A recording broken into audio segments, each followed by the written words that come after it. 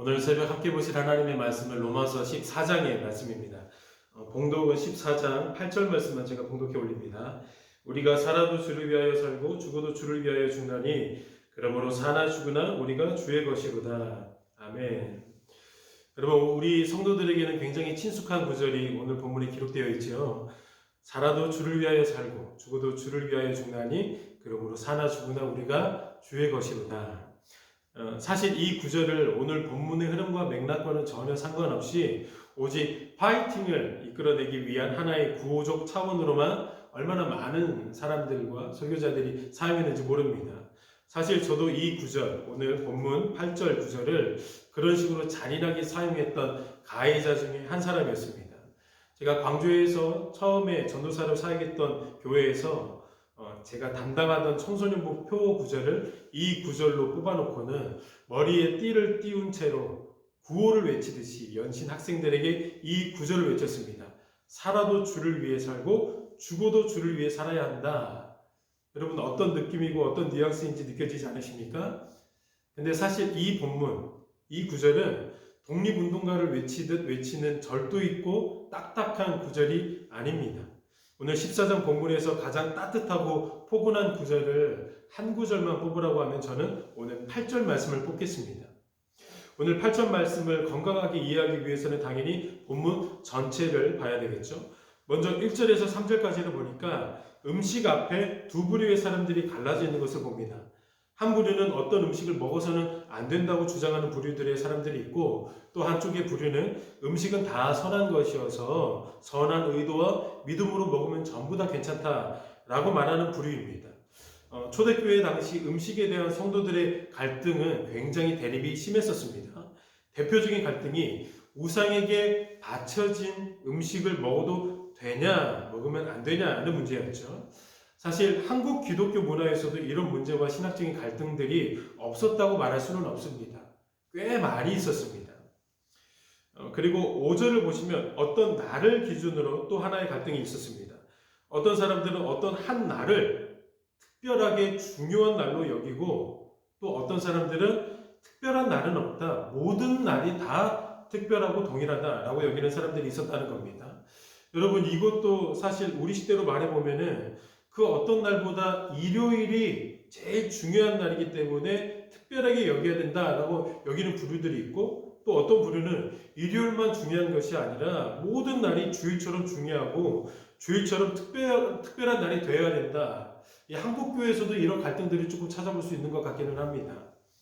사도 바울이 그 대립들과 갈등들을 가운데 두고 정확하게 이렇게 진단을 내려주는 겁니다.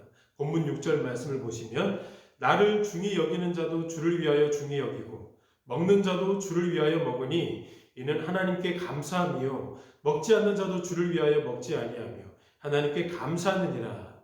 무슨 말이냐면 특정한 음식을 먹지 않겠다고 말하는 사람도 주를 위해서 먹지 않겠다고 고백하고, 모든 음식을 먹어도 괜찮다고 하는 사람들도 주를 위해서 먹겠다라고 말하는 겁니다. 여러분, 날에 대해서도 마찬가지의 신학이 전개되고 있습니다. 특정한 날에 대해서 특별하게 여기는 이유가 주를 위한 것이고, 모든 날을 특별하게 여기는 이유도 모두 주를 위한 것이라는 겁니다. 이쪽 이야기도 듣고 저쪽 이야기를 다 들어보니까 그들이 각각 가지고 있는 자신들의 신앙과 지식의 모습을 다 펼쳐서 보니까 이쪽도 주를 위해서고 저쪽도 주를 위해서다라는 겁니다. 그러면서 사도 바울이 차분한 어투로, 따뜻한 어조로 이렇게 말해주는 겁니다. 여러분, 맞습니다. 우리 중에 누구든지 자기를 위하여 사는 자가 없고 자기를 위하여 죽는 자도 없습니다. 우리 모두가 살아도 주를 위해 살고 우리가 죽어도 주를 위해 죽기 원해야 하는, 우리는 다 주의 것입니다. 여러분, 죽고 사느냐의 커다란 방점을 찍어놓는 것이 아닙니다. 사도 바울을 통해 말씀되어지는 말씀의 중심에는 우리라는 단어에 큰 방점이 찍어 있는 겁니다. 너도 나도 다 주의 것입니다. 우리가 다 주의 것입니다. 그러니까 제발 남의 신앙과 남의 모습에 대해서 함부로 비판하거나 업신여기지 마십시오 라고 말하고 있는 거지요. 그래서 본문 10절 말씀을 보면 이렇게 이어서 전개해 나갑니다. 네가 어찌하여 네 형제를 비판하느냐? 어찌하여 네 형제를 업신여기느냐? 그리고 이어지는 13절은 더 선명하게 우리가 어떤 자세와 어떤 태도를 취해야 하는지를 말해줍니다. 그런즉 우리가 다시는 서로 비판하지 말고 도리어 부딪힐 것이나 거칠 것을 형제 앞에 두지 아니하도록 주의하라. 지금 이 말을 하고 있는 사도 바울은 일관스러운 신앙과 신학의 체계가 잡혀 있었던 사람이었습니다. 그래서 고린도전서를 보시면 우상에게 바쳐진 고기를 먹고 안 먹고의 문제에 대해서 자신은 이렇게 하겠다고 말합니다. 그 고기 먹어서 나쁠 거 아무것도 없지만 만약에 내가 이 음식에 바쳐진 이 우상에게 바쳐진 고기를 먹음으로 내 형제가 양심의 시험이 밀려오고 결국 죄를 짓게 되어지는 결론으로 이어지게 된다면 나는 이 고기 영원히 먹지 않겠습니다. 사도 바울의 모든 초점은 이웃을 향한 배려와 사랑에 다 맞춰져 있었던 겁니다. 여러분, 이웃을 향한 최고의 사랑을 베풀려고 하는 그 사도 바울의 신앙을 지켜보는 사람들은 사도 바울을 어떻게 여기게 되었을까요? 당연히 사도 바울을 존경하고 사랑하게 되겠죠. 그래서 오늘 14장 후반부에 보시면 17절, 18절에 이렇게 말합니다. 주목해 보시기 바랍니다. 하나님의 나라는 먹는 것과 마시는 것이 아니요 오직 성령 안에 있는 의와 평강과 희락이라. 이로써 그리스도를 섬기는 자는 하나님을 기쁘시게 하며 사람에게도 칭찬을 받느니라. 여러분, 사도 바울이 바라보았던 그 하나님의 나라는 관계성에서 찾아오는 평강과 희락이었다라고 말하는 겁니다.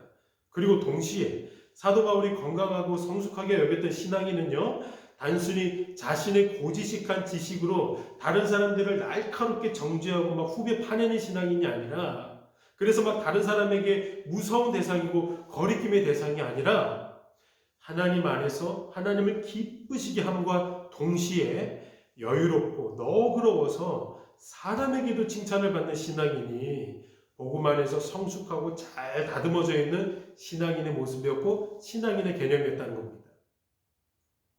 사랑하는 여러분, 어떤 면에서 지식은 무엇보다 중요합니다. 특별히 지금 수많은 지식들이 무분별하게 만개하고 있는 시대이기 때문에 우리에게 지금 더욱더 건강하고 확실한 지식이 요구되고 있습니다. 하지만 그 아무리 지식이 중요하다 해도 이 지식보다 언제나 위에 있는 것이 하나가 있지요. 베드로전서 4장 8절 말씀은 이렇게 말합니다. 무엇보다도 뜨겁게 서로 사랑할지니 사랑은 허다한 죄를 덮느니라. 무엇보다 뜨겁게 서로 사랑하라고 말합니다. 그리고 그 사랑이 죄를 덮어준다고까지 말합니다. 생각해 보시기 바랍니다. 지식은 차갑고 냉혹해서 상대방의 허물과 실수와 죄들을 드러내는 역할은 할지 모르겠지만 그 죄를 덮어주는 역할은 지식이 할 수 없습니다. 오직 사랑이 그 죄와 허물을 덮어주죠.